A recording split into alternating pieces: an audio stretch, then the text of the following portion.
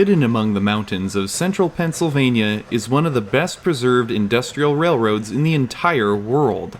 From 1872 up until 1956, the East Broad Top Railroad hauled semi-bituminous coal out of the east side of Broad Top Mountain. Initially, this coal was used to supply blast furnaces in Rock Hill to make iron. Later on, coal loads were hauled the entire 33-mile length of the railroad to Mount Union, Pennsylvania, where they were interchanged with the Pennsylvania Railroad for shipment across the country. Like many other industrial and mining railroads of the time, the East Broad Top was built as a 3-foot narrow-gauge rail line. This allowed the railroad to be constructed at a lower upfront cost compared to a railroad built to standard gauge. In April of 1956, following years of declining revenue from coal traffic, the railroad made its final runs and was shut down. The Kowalczyk Salvage Company purchased all of the railroad's remaining assets, including locomotives, cars, structures, and the entire rail line itself, for scrap. As luck would have it, Nick Kowalczyk, president of the company, liked the little railroad and didn't have the heart to scrap it. Instead, Nick reopened a 4-mile-long stretch of the railroad for tourist operations beginning in 1960 as part of a celebration for the communities of Orbisonia and Rock Hill Furnace, where the railroad was previously headquartered. Because of this, the original railroad remained largely intact. Very few places remain so well preserved, retaining much of the character from the heyday of the railroad. So historically significant was the East Broad Top that it received national recognition in 1964 when it was officially designated as a U.S. National Historic Landmark. For over 50 years, tourist trains ran between Orbisonia and Cottage Grove, pulled by one of the railroad's 6 original surviving 282 Mikado steam locomotives. In 2011, the railroad suspended public operations, but in 2020, it was purchased from the Kowalczyk family by the newly formed East Broad Top Foundation, a not-for-profit organization. Today, steam-powered excursion trains once again operate through the hills of Pennsylvania on a trip back in time. Operations resumed in 2021 with diesel power, and steam made its grand return to the railroad in February of 2023, when the restoration of locomotive number 16 was completed. 16 was built in 1916 by the Baldwin Locomotive Works and was one of only 2 of the railroad's locomotives to never run during the tourist excursion era. While the East Broad Top is now fully reopened, work on the railroad continues on a grand scale.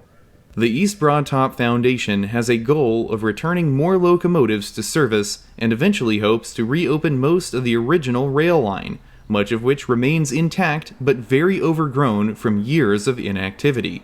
As of the summer of 2025, the Foundation, along with the all-volunteer Friends of the East Broad Top group, have worked to open 1.3 miles of additional track west of Orbisonia.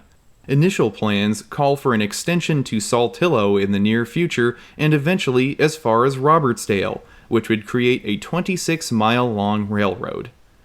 With all these exciting plans, there's a lot to look forward to at the East Broad Top Railroad, but for now, we will go back to the summer of 2023 to take a look at locomotive number 16 in action during its first year back in service.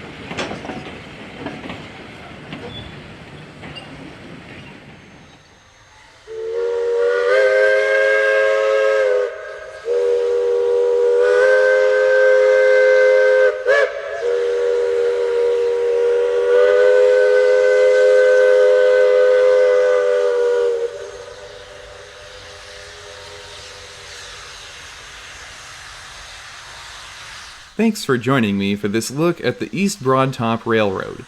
It's easy to see why this railroad is so unique. Be sure to stop by the railroad's website, eastbroadtop.com, to find out even more and to plan your visit. As always, a special thanks to all my supporters on Patreon. Have questions or comments on the East Broad Top you'd like to share with me? Post them below in the comments section. If you would like notifications whenever I post to YouTube, click on the subscribe button and select the Receive All Notifications option. I'll be back next Friday at 9 a.m. Pacific Time for a brand new railroading adventure right here on the YouTube channel. That's it for now. Until next time, I'm Mike Armstrong. I'll see you down the line. Thanks for watching.